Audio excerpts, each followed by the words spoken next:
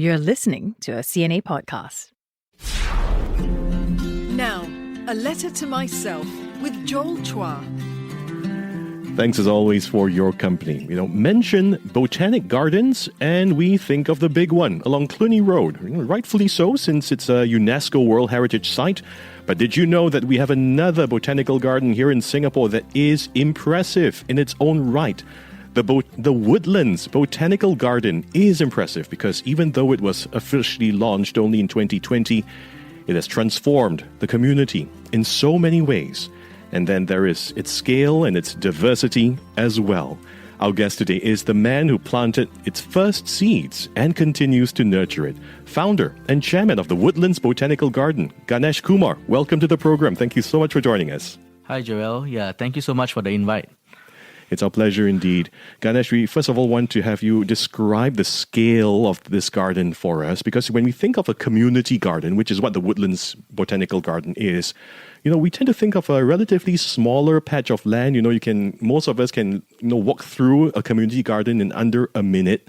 But the Woodlands Botanical Garden is very different, isn't it? Help us picture the garden for those of us who haven't been there. Okay, thanks, Joel. Yeah, so just a brief introduction to the garden. We're actually Singapore's largest community garden. So we have about 2,000 community gardens in Singapore and we are the largest. So we span 4,000 square meters and 9 stories in height. My goodness. We're actually on the northern slope of the Woodlands Town Park East. Right. So that is how we got our 9-story name, yeah. Yes. And another interesting thing about us is that we are the only biodiversity and mental wellness garden in Singapore. Yeah, so our focus is entirely on these 2 pillars. For biodiversity-wise, like I say, we have 2,000 gardens and all of them focus on edibles. It's very human-centric. Mm-hmm. So when I started, I was also thinking when we were going to be considered a community garden, I was thinking how do we serve nature instead? Right. Because I think we have served humans. We have a lot of gardens are serving humans, right? Mm. Yeah, so I thought, why not do biodiversity instead? So even if you see fruit trees or herbs or veggies in the garden, they are all for nature's creatures. Right. We don't consume anything from them. And to give a sense of the biodiversity in the Woodlands Botanical Garden, you've got more than 350 plant species, 250 ornamental plants, and more than how many types of butterflies you've counted in the gardens? Okay, so we have about 60 to 80 species of butterflies. Yeah, that is interesting because when we first started, the first NPark survey done at our site, 4 years back, we had 0 species of butterflies. And then in a year, we had 20. The second year, we had 40. And now we stand close to about 80. Right. Yeah. You talked about, when you first started, right? Mm. Before you started the botanical garden, what was the land like? So if you actually check out our website, there are beautiful photos there. Yes. And it was just a lalang patch. Mm. So the whole slope was just a grassy slope. Devoid of life actually because it's just lalang, right? Mm. Yeah. So there weren't even much variety of wildflowers or weeds, right, which are very important for biodiversity. Absolutely. Yeah. And to reiterate some of these very impressive statistics, 4,000 square meters of huge diversity, plant life, right? 9 stories high. Again, it's not usually a statistic associated with gardens, but like you shared with us, 9 stories because it's on the slope of a large hill. Correct. Right. Yeah. And 4,000 square meters is 44-room flats big. Yeah. Yeah, so that people have an idea of how big 4,000 square meters is. It is expansive, to say the least. Tell us the story. How did it start? So very simple, humble beginnings, I guess. It was born out of COVID. 2 not very nice situations. It was COVID, and I had just lost my mom just a few years before that. And it was a tough time because I was doing a PhD at that time, and I never had time to grieve. So COVID came, and I finally had a little bit of space to grieve. And at the same time, after grieving for a little while, right, I was thinking, what's the use of me sitting in a corner and crying, right? It doesn't help the world or society in any way. And gardening was something that my mom always loved doing with me. And my grandparents, it was a family affair every weekend. Yeah, so I said, why not let me honor her, and that's when I planted my first plant at the garden. And that first plant attracted visitors already, because the hill was just grass, right? Right. Yeah, so it stood out. It was a pink hibiscus. Okay. And so for my visitors on my tours, that pink hibiscus was the first plant I received when I was 2 years old. That same species. Yeah, it took me a long time to find it, and then I kept it at home and then I planted it onto the hill. Right. Yeah, so it's a very special plant. Yeah, it was 40 years of gardening, almost 40 years of gardening. So this plant that was the first plant that literally started the Woodlands Botanical Garden. That started my gardening journey and the Woodlands Botanical My goodness, Garden. it's from the same actual plant that. No, it wasn't. Same species. Yes, correct. Ah. Yeah, and it's not a common hibiscus, so it took me some time. I found the plant few years before that already. Then I just used to keep it at home. Right. Yeah, so I thought, what better way to remember her by planting this plant, That is so special and so poetic. Yeah. And you had help from your father as well. He was with you in the initial parts of this journey. Yes, my dad, because like I said, it was a family affair. So my dad was always involved in gardening also. So he was very supportive. And my helper, it helped me a lot that my helper loved flowers as well. And she was so passionate about gardening and she really wanted to help me, Yeah, so we used to garden together, and that's the time that it was also, it was just three of us at home most of the time. So why not spend it in the garden, right? Right. And we get to meet new people as well. And actually, we only moved in 2018 and the garden started in 2020. Right.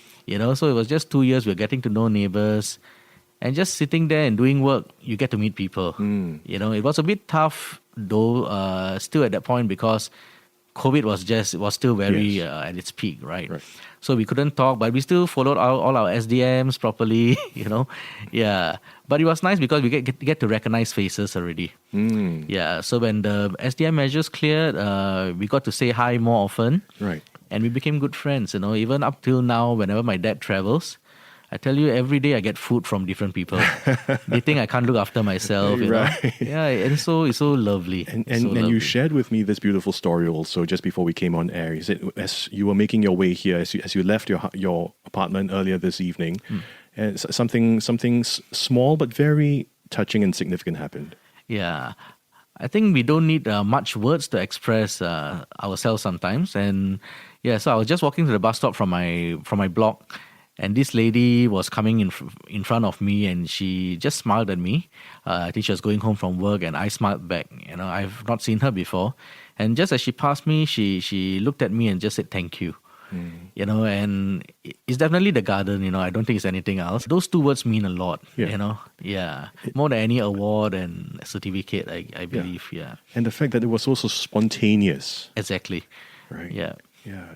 It's such a testament to how this project that started off with just one hibiscus has brought so many people together. We want to talk about the community aspect of this, so important, in just a little while. But first, share with us that journey of how it grew from one hibiscus to 4,000 square meters. Okay, yeah, I mean, even now, I still find it hard to believe, the magnitude of the garden at this point.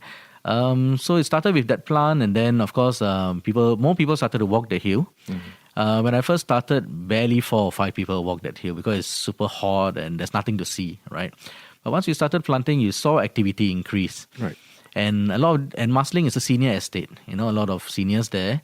And, they needed a reason to get out of the house. Yeah, so I think we provided that reason. And when they came, they shared with me about plants and kampong plants. And that motivated me more. So I started planting a bit more on the hill. That's when NParks came by. Yes.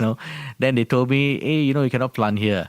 But like I've mentioned many times, there were so many of us planting on the hill, about almost 40 or 50 of us. Yeah, so they came and I was very respectful. Yeah, I told them if I have to remove, I will remove. It was my first time planting in a public space. Yeah, so I said I was just encouraged by my residents, and I always kept the place neat. Yeah, and what was more beautiful was what was happening behind me.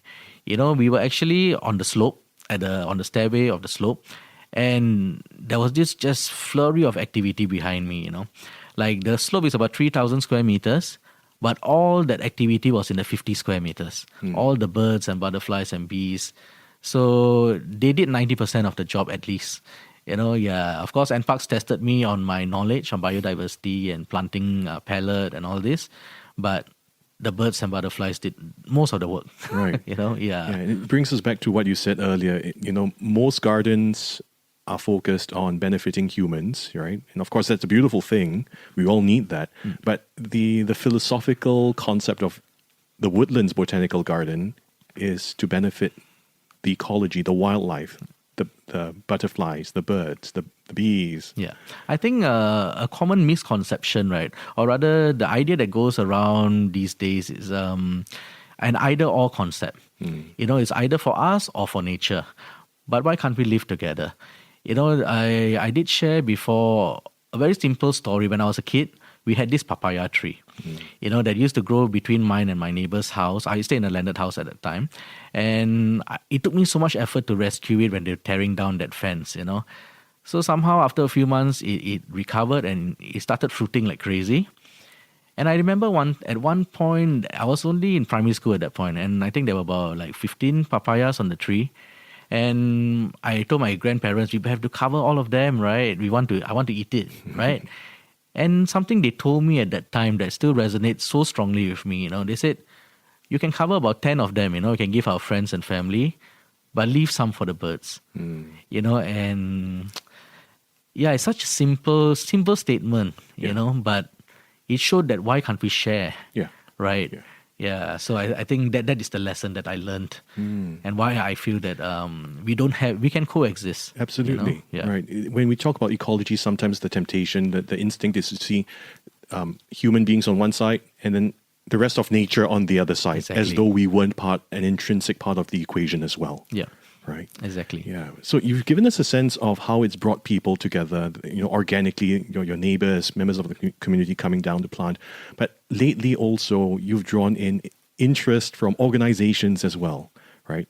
And your volunteer pool has grown very significantly because of that. Yeah. Tell us some of these special experiences that you've had with your volunteers. Okay, so we have actually formed partnerships with a number of organizations. Like I said, we are a mental wellness garden as well. So we try to bring as many activities to the community. Yeah. One of my earliest partners that I think needs special mention is the Human Animal Bond in Ministry. Yeah, so what we conduct with them are actually biophilia sessions. Okay. Where they bring down animals, pets, and we provide the plants. And it's a very interactive session with both animals and plants, Right. Yeah, so it's a very therapeutic session as well. And one thing that they have helped me bring in is that we are the only activity recognized by the Singapore Prison Service to work with ex-convicts who are trying to reintegrate back into society. Okay. Yeah, so HIM is wonderful. My partner is wonderful in the sense that they use our space to provide some tiny income for these people. Right. What's HIM? HIM is Human Animal Bond in Ministry. Oh, I see. That's Okay. my partner, Right. who does the animal activity sessions. Okay. Yeah. Right. So the ex-offenders, who this is an activity for them organized by By them, so what they will do is they will also participate and engage our visitors with the animals. Right. And they also follow me on the tours and learn how to give tours as well. okay. Yeah, and also participate in the gardening activities Yes. themselves. And you shared with me something very interesting as well. A different group of participants also. Our friends in law enforcement also. They are involved in this in some way as well. Tell us more. Yeah, it's interesting. About a year and a half, almost 2 years back, the police force contacted me, the home team. And But you weren't in trouble, right? No. Yeah. So, it is a bit scary, right? Yeah. But they called me, they said, hey, we heard about your garden. Could we do something? And these are all young men who are fit and strong, and ours is 9 stories. So I was very thankful, right? Yeah, so they were wonderful, So since then, almost 3 batches in already, we have been working with the officer cadets. So they will do a session at our garden before they pass out as officers. Right. And the beauty of our garden space is that these officers and the ex-convicts are working in the same space. Yeah, side by side. Like literally side by side, and they're talking to each other and making friends.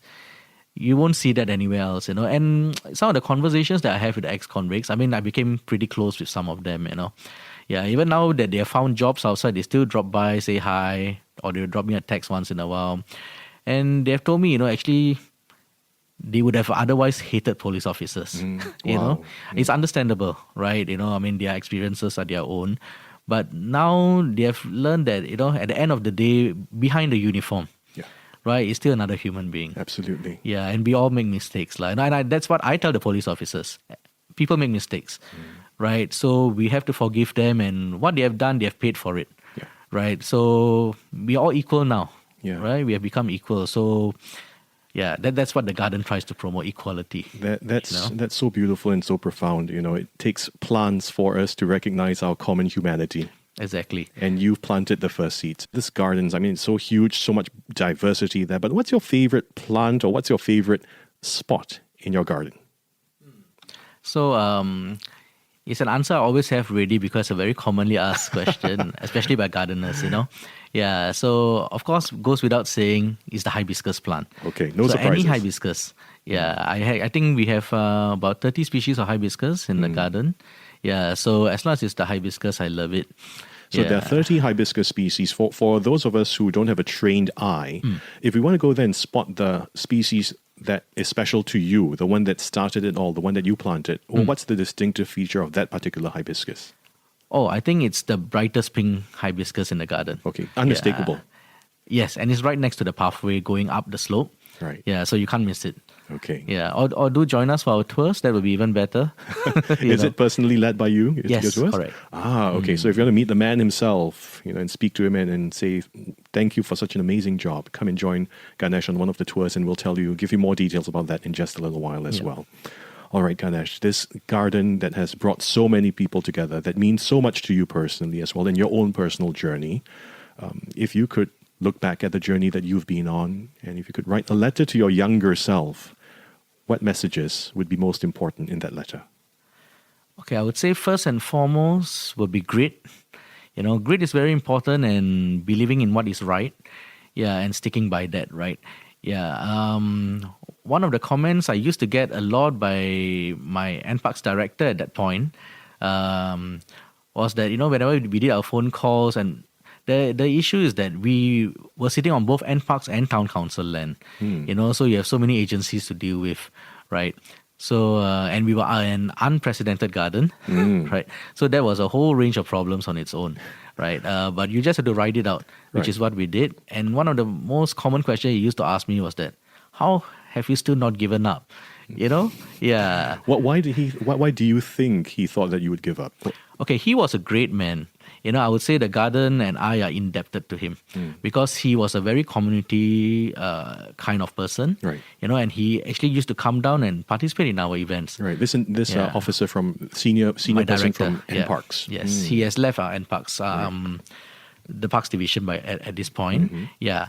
So he was very, very supportive, and he saw the effect that it was having, I think most of the time, if we sit in the office, we don't know what's happening. Yes. Yeah, but he used to come down and hear from the ground itself, from my neighbors, from our visitors, what difference is it making to them. And because of that, he supported us. Right. Yeah, so he used to ask me this because there's a lot of pushback, right? Yeah, they are very afraid to give you precedence because later, how do they answer to other people? It was all, there was a basis for everything, but it was tough. Yeah, I won't say, it was not an easy journey. It still isn't. Yeah, we still work with a lot of government groups. So he used to ask me that a lot at the start. Yeah, so, but I'm so thankful. What's your answer to his question? Why haven't you given up? How did you respond? Oh, okay. So I told him that it's because my heart tells me it's for my community. I say that this garden is not for myself. Yeah. Because, there were times when people ask, hey, how come you can do this? We can't, right? It's a fair question, but I've told them that a lot of times, especially at the beginning, there was never a moment I could really sit down and enjoy the garden. I was building it, right? So literally thousands of people have come through the garden, right? Especially through our partners and all. And I'll tell you, I've spent so little time in the garden, just sitting down, but it's okay because I've made so many people happy, right? And nature is flourishing. And I think that's important. And I do hope that in the future, I'll get to sit down and enjoy it a little more. Yeah. So that in that way, I'm true to myself. Yeah. So the first message in that letter to your younger self, have grit. Yes. And stay true to what you believe in. To what is right, yes. To what is right. Right. What's the other message in that letter to your younger self? I think second and just as importantly or more importantly is, if you, like you've heard the phrase, if you can be anything, be kind, right? I believe just like how soil is important to a plant, compassion is the basis for the WBG. I think a lot of it was built on love and sincerity. Yeah. When I first started the garden, like why it was never meant to be a mental wellness garden, right? But I realized that people had so much to share and everyone was going through something, right? And I can tell you there are at least about 20 people who have broken down in the garden while talking to me, and just sharing. And I realized that it became a safe space, right? These are total strangers sometimes, and they just tell me, like what they are going through or what they went through before. For example, there was this, this is a story I haven't shared before actually. Yeah. So there was once I was doing some planting near the pink hibiscus, and this was about 3 years back. We were very young then and I was very busy in the garden, And there's this boy who came to kind of disturb me, small boy, with the parents were behind him. And I don't like to be disturbed when I'm working, but of course I'm not rude. So I just look back and see what was he doing. And then I realized he was blind. I think he's just about 7-8 years old maybe. Right. Yeah. So the parents were very apologetic, And I just brushed off my hands and he was trying to touch the stuff around me, right? So I came down, I sat down on the rock and I, just put him next to me on the rock. And the parents were so, like I said, they were so saying sorry, and I said no, and I used my t-shirt to wipe his hands clean. And I said, no, it's dirty, and I spent the next 10 minutes talking to him, and I think it meant a lot to the parents, Yeah, and it's such a simple gesture, right? Just talking to someone. Yeah, and a lot of times that is what makes the difference. There was also once this guy came running down the steps. I was at the bottom garden, and I was afraid, hey, what did something happen? Then he came running, and as he was reaching the bottom, he just shouted out. He said, "Wow, I've been waiting to meet you." So I said, "Oh, okay, thanks for coming to the garden and all." And then he told me that his mom just passed on, just I think a week or so. And you can see how much his mom meant to him, And at that point, I don't even think he knew the history of the garden. It just happened to be a coincidence, right? And he told me that before the mom passed on, she was on the wheelchair, and the only thing she asked every day was to come and sit by the garden. Wow. So it was very special to me, and you can see he was tearing up. Yeah. And I think these are the moments that are very special to me. Yeah, and it's emotional to hear you say this also. When you hear somebody share something so profound and so meaningful, right?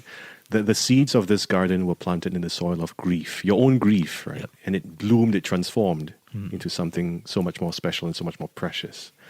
So that second message to yourself, if you can be anything, be kind. Yes. That's beautiful. Was there a third message in your letter? Third message, I think, is more practical. You can question, but raise your hand first. I think that is why the garden has been successful, working with so many government agencies. I think a lot of times we think we are vocal and we are a hero, right? But we tend to come across as being rude. Yeah. And I think that already creates a barrier between whoever we are trying to approach, right? It's not just the government, but anyone, right? And I think that over here, the truth is we are like a family. I won't say that everything has always been so smooth and nice. We do have little tiny arguments here and there. But we also know that it's on a professional basis. Nothing is personal. And we also have to understand the constraints and limitations of these officers that we're working with, right? These agencies, officers, and we will try to work together. Yeah. And especially in areas that there's no precedence, like I mentioned, we have to still try to create the precedence, right? So we work together to create that. Right. Yeah. So we don't make things difficult for others. I think that's very important. There's always a choice between being confrontational or being constructive. Exactly. Right? Yep. And that's really the essence of that third message to yourself. Respect. Respect. Yes. Respect. So those three messages, share with us, as you look back at this garden, this labor of love, right? How has it transformed your own life? I would say that, like I mentioned earlier, I don't like to be disturbed when I'm working. Yeah. Yeah. But I've learned to be less like that. Yeah, because sometimes when you're in the garden and people are walking past, they want to talk to you, right? And, they want and to you are a learn. minor celebrity in No. Woodlands, I'm sure. I think I always tell people the garden is the celebrity. I'm just the spokesman for it. Right. Yeah. Yeah, so I think that was a very big thing for me to learn. Yeah, to be able to okay, stop my work now, talk to this person, and then get back to it. Yeah.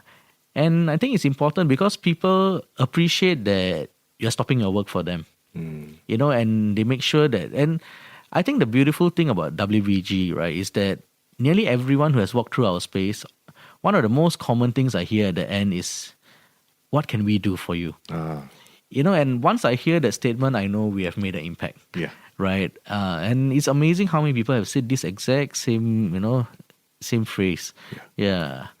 That is a huge testament. Yeah, you're absolutely right. When they want to take that step forward, Yes. from just being an observer, a beneficiary, to want to actually invest their own time, their energy, their To be sweat, involved, to be yes. involved and to pass it on. Correct. That's when they've made a huge impact. That's when we have, yes, exactly. Yeah. That's We amazing. have made a difference.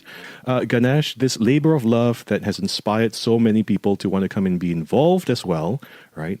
How can we help? So it's very easy with us. There's no WhatsApp group or Telegram channel. Our sessions are every Saturday, 7 to 11. Okay. Easy to remember, 7 Very to easy. 11. Okay. Yes. And our events are also within that time frame. So it's very easy to work with the WBG, Okay. Yeah. So we do that. So people can just come and find me anytime within that period. And I'll let them know what we need help for that session. Give us an example of what kinds of activities people can chip in with. Okay. So we do planting, of course. Planting, weeding, definitely. Yeah, that's the difficult thing about being a gardener, but the necessary thing, right? And it's 4,000 square meters. There's a lot of Yes. weeding to do. Oh, but the beauty of the WBG, right, is that because we have biodiversity, we never weed entirely at any point of time. Right. Yeah. So even if, let's say, I prune, there are 10 trees, right, I'll prune 5 at a time. So the goal of WBG at any time is always there must be food for the creatures. Okay. Yeah. We will never, even if it's more convenient, we will never do our work in a way that reduces the amount of food they have. Okay. Yeah. We must always make sure they're well fed. What kinds of food are you That means the flowers and the fruits. Yeah. So if you see generally in parks, it's very it's easy because easier to just prune everything one time because they use workers, right? So we understand their difficulty, they are constrained there. But here we do it as workers and by hand, right? We don't use big machines. So so most importantly, let's say recently I pruned a hibiscus plant, which the sunbirds love. So but it was getting a bit unruly. I had to cut it down, but I left this one branch sticking out that had a lot of flowers. So my visitors were like, hey, it's not nice, right? Look very messy. I said, no, until the new branches produce their flowers, this branch is staying. Yeah. It's very easy. It's just 2 seconds to trim off that branch, but it's food for the birds. Yeah. So my priority is food and then only aesthetics. Yeah. And again, thinking of the wildlife, the biodiversity first. That is the priority. Yes, always. Always. Yeah, And always be. as you shared, we humans, we are part of that ecology as well. And if you take care of the ecology, it comes back to you indirectly in some way. Exactly. Yeah. Exactly. Right. So any kind of prior experience we need before we come down and help you, or even people with non-green thumbs like me can as well? You can come down. Okay, so one misconception that's very strong is gardens are for gardeners. Yeah. Right? That's not true. I think we have expressed that very clearly in our 4 years. Gardens are so many things more than just plants. You need structures, we need irrigation, we need trellises, right? And then we also do our community stuff. We do put up decor for our festivals, or we run events, community events. So even those who like to talk, you can help us run the tours, Yeah, so there's always Give you a something for break. everyone. That'll Correct. give you a break. Yes. Right. Yeah. Yeah, it's pet friendly as well, right? Exactly. Yes, it is because it's part of the park. So pets are welcome anytime. Yeah. Brilliant. And for those of us who want to come on and help out and just, see how we can chip in, do we need to sign up or anything? Or just go down there as we are and look for Ganesh Kumar? Just look for me. Okay. Very easy. Yeah, we made it very easy and streamlined in a way. Yeah. Excellent. Yeah. Excellent. Thank you so much for sharing this beautiful journey, Ganesh. As we wrap up, that other letter we want you to share with us right now. You wrote to your younger self earlier. If you could write to your future self this time, what would you say? Okay, I think this is a very important question. I've asked a lot of the specialists in the field who are helping me. Have you left a legacy behind? I think that's the most important thing. Yeah, because a lot of times the truth is there are great names in our environmental field, but many people go and learn from what they're doing, but they don't serve as a mentor to these people. I think it's very important to be a mentor and to impart your skills and your knowledge. Not to just show that, hey, I'm so great in this field, right? Yeah, not to offend anyone, but that's the reality of things. I think that we really have to pass on what we have. Yeah, and that is when you are really a success. Right. Yeah, it's not about you achieving great things, but you creating people who achieve great things in the same field. Or maybe like as a teacher for so many years, right? I think the proudest moments are when your students surpass you, right? And I think that is a very, very important thing. And if I could say yes to even one person doing that under me, I would have been successful, Yeah. That's a beautiful thought. And, at this point in time, Ganesh, what are you most grateful for? I think I'm grateful to my community. They supported me all the way. Of course, there were these one or two people, right? But that compared to the number of people that supported me, and if you see, we have about 20 partners now, and everyone has been fantastic. They really have a heart, and we come together. One thing people always tell me is that, hey, Ganesh, you helped us filter out the people with the heart, Yeah, so I work with partners. I don't accept everyone. Yeah, to be very frank. And so the partners that I've chosen really are there for the community. Because one promise I've made from the very beginning that I want to uphold all the way is, as long as I'm chairman, no one needs to pay for anything for our activities. Our activities are for free and no registration. Come and just have fun. Yeah, that's the number one rule I have there. Just have fun.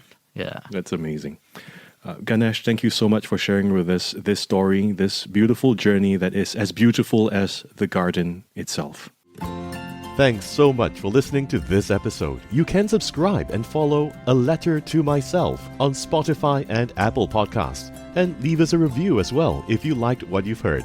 Till next week, I'm Joel Chua, signing off.